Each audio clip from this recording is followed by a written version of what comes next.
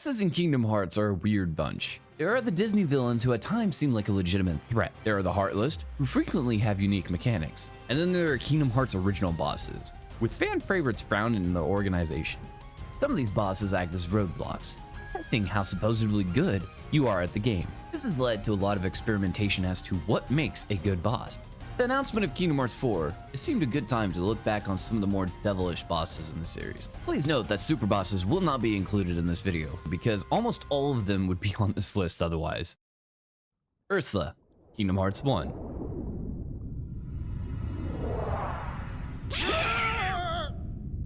Entering the fight, you look at her health, where the game deceptively makes you think you're in for an easy fight. A few smacks to her face later, you start to realize that she's thick for a reason.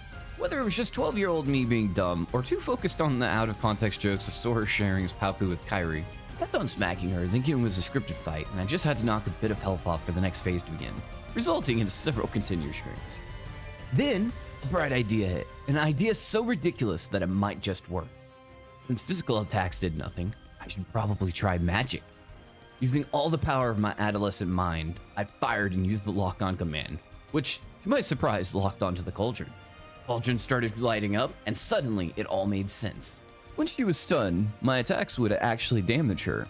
If only I had listened to King Triton's advice. Luxord, Kingdom Hearts 2.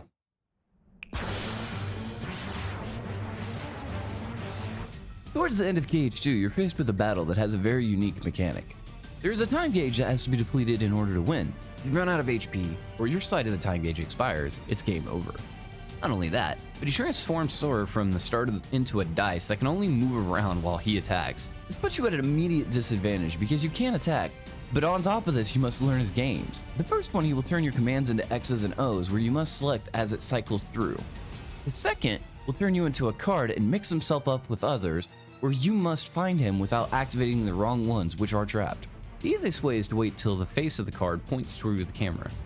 The third is the most demanding, which is also his desperation move. To win, you need to select all the O's in the command board, which will bring his time to 1 HP and 1 finisher away from defeat. This sounds simple on paper, but learning all this while fighting is a tall order. Understanding his fight is the hardest part, as he is weak, but your first few attempts will have you as a dice or a card to which he will slice away with cleave, leaving your HP or time at 0. The game quite well. Vanitas, birthed by sleep. Now that my body is about to perish, you and I will have to join together. Vanitas does pack quite the punch. His teleport counter move is particularly nasty, followed by his dive into the ground, then breaking out with fireballs raining down makes for an impressive DPS machine. His union to forge the exploit ironically takes most of his dangerous attacks and replaces them with pretty telegraphed moves aside from the teleport counter. The only real threat he has is his desperation move, where the game forces you to de-link with Vanitas, and you must finish him off using his commands. You can't just spam the attacks, oh no, that'd be too easy. Instead, you need to attack when Vanitas does to cause a QTE battle and win to fill the command gauge. If you manage to do that, you can finally attempt the finisher Last Word, which has a chance to miss if you perform it at the wrong time. All while not being able to heal, and if you die, you start the battle over, meaning doing it all again, just for a chance to miss. Again. This led to a lot of retries, and I'm not the only one. Are you doing it? Is this happening? I'm doing it. This is actually happening? What? The best tip I can give is to use shot locks, winning attacks to cause the QTE to proc easier and have a little distance in front of him when using Last Word to increase the likelihood of hitting him. Good luck. Why?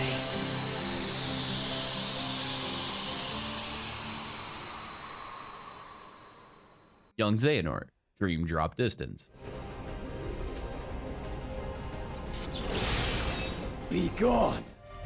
Back when he was less aerodynamic, young Xehanort's hair does not mean he is any slower. Moving so fast, he leaves behind shadow clones.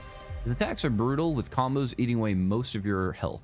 Still, he is easy to read after a few rounds, leaving it to your ability to block and counter to bring his HP down, which is exactly what he wants. He will stop time and begin rewinding to the start of the fight, while you need to destroy his clock before the reset. He will begin spamming his clones at you, unleashing a barrage of combos, which you must survive to get a window of opportunity to attack the clock. It very much turns into a DPS race, and one that I failed many times. When the clock resets, the fight starts from the beginning, albeit with a reduced health pool. Despite the failed attempts, I loved the creativity of the boss fight and how the narrative of time travel and dream drop distance carried over into this boss. You shall wander forever. Ansem, Kingdom Hearts 1. So you have come this far, and still you understand nothing. As KH1's final boss, Ansem makes his first fight laughably easy. This is in no way a false sense of security for you, where he will then proceed to open your door to darkness. Slapping Darkseid back to the Shadow Realm, you are left soloing Ansem and his darker self, who is more dangerous of the two. Regarding his mix of blocking your attacks against Ansem, dash attacks, and making you submit by grabbing you deals significant damage. It's this desperation move that has the potential of depleting your HP, but some well-timed dodges and a few heals should allow you to beat his second fight with no issues. It's Ansem's third fight when he becomes a Doom World Dragon that he finally becomes a threat. With his large hitbox, lasers firing rapidly, and Dark Void he summons, Ansem's damage can quickly overcome any unprepared parties. Still, I enjoyed every moment against him with that smooth voice. Supreme darkness!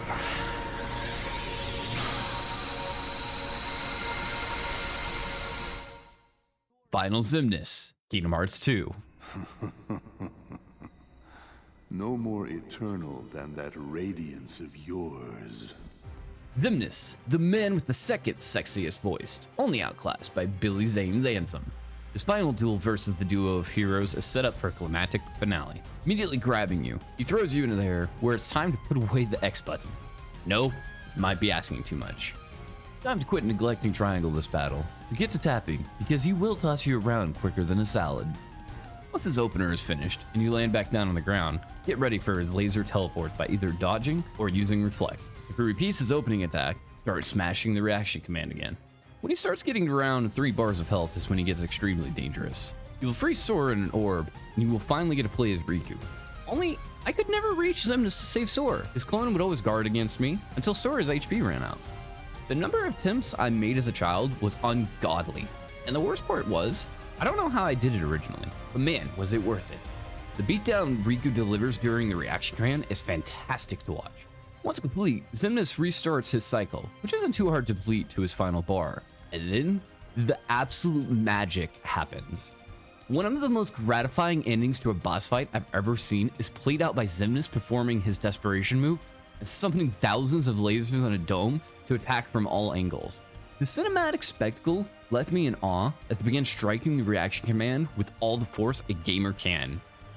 And then I died. I was so struck by the display in front of me that I failed to realize I needed to smash both triangle and X together to survive the onslaught. So I did it all again, and man, that a great way to end the game. Riku!